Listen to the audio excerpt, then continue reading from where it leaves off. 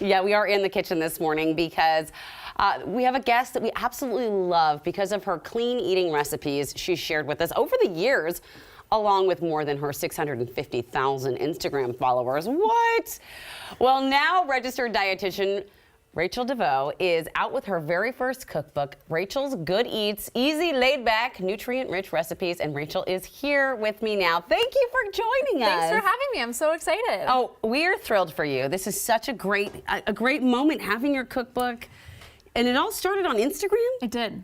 7 years ago, in 2015, I was a senior in college and just had a passion for food. I was studying nutrition, so it kind of just so it all made worked sense. together. Yeah. You know, it's hard because sometimes when you see Instagram influencers, you know, you're seeing the kind of the very worst, but this is the example of the very best. So tell us what we're making today. So we're first going to be making sheet pan sesame salmon rice bowls. Okay. You don't associate a sheet pan with a rice bowl. I know. Okay, well, the rice is pre-made. It's already done. I actually like having rice in the fridge throughout the whole week. It's a great time saver just to throw something in a bowl, and then all you have to really add there is protein and veggies. Genius. So that's what we're gonna do right now. All right, I'm ready for it. I'm gonna have you add the sweet potato to this bowl. Okay, and I'm gonna add a few bok choy. Okay. And then we're gonna add some, you can add olive oil or avocado oil. All right. And then give a good toss.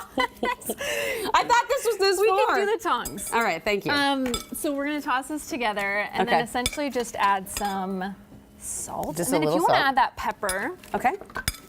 just give it a quick toss. Okay. It's so easy. I love taking advantage of a broiler in an oven. Okay. You have to be aware that things don't burn, so just keep an eye on it. So you would cook it first and then broil, or no, Straight boil boil it the whole time? Yes. Really? So this is going to be... Because potatoes take a while to cook. Yes, but if you cut them thin enough, I'm telling you, they'll cook You're the boss, pretty quickly. Make sure they're covered in oil. It's also easier to do just a quick spray of avocado oil and some sea salt. So you want everything to be one layer. Then we're going to do wild-caught salmon.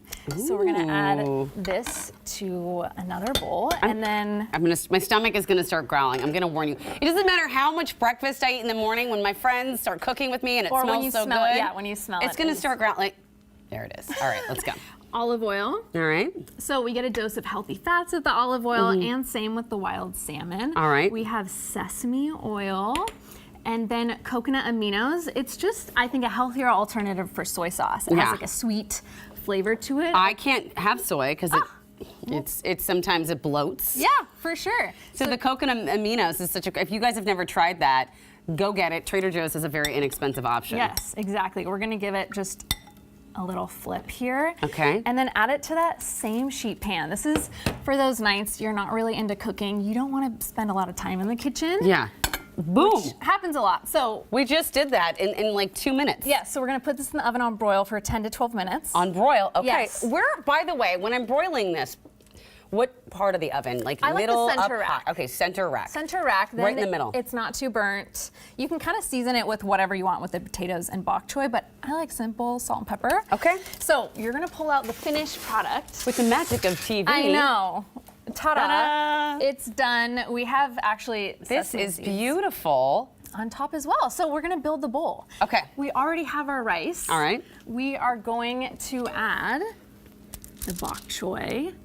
I like when about half my plate, I mean, I feel like as a dietitian, I always like to say half your plate should be veggies, a quarter of it should be, you know, quality protein, and then a quarter should be complex carbohydrates. Oh, okay. See, that's a new thing I've learned today. Yes. And then we're also going to add a little touch, I can add that here, of a few more veggies. So if you want to add the red bell pepper wherever. Wherever? I mean, you made it look so pretty. I don't want to ruin your creative. No, it looks great. Okay. And then we're gonna add some maybe avocado in the middle.